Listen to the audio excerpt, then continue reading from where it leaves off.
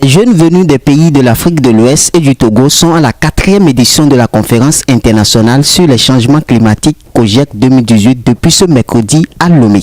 Relever le défi du changement climatique en luttant contre ces enjeux est le but de cette conférence prévue finir vendredi prochain. Né au lendemain de la COP21 de Paris en 2015, la COGIEC a prévu au programme des communications, des ateliers et des visites de sites. L'Afrique, les pays africains et la jeunesse africaine doivent s'unir pour lutter contre cet enjeu majeur qui sont les changements climatiques. Le but de la COGIEC, c'est de former cette jeunesse. Donc nous avons évidemment des communications, vous le disiez, sur les impacts de l'érosion côtière, sur la justice climatique, ce qu'on appelle la justice climatique, mais également sur le développement de solutions locales. Je ne m'étendrai pas sur toutes les communications, mais on a des ateliers qui sont à destination de cette jeunesse que nous avons fait venir à Lomé, pour qu'elle puisse se former dans différentes thématiques, les négociations internationales, mais également l'agriculture, de très nombreuses thématiques.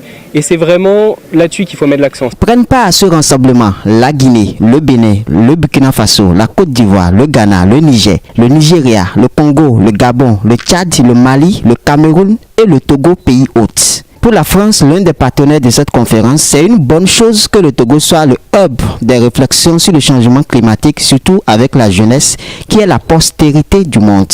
Moi, ce que je trouve vraiment encourageant dans l'initiative d'aujourd'hui, c'est que on fait finalement depuis 4 ans de Lomé une espèce de hub de la lutte contre le changement climatique au niveau ouest-africain.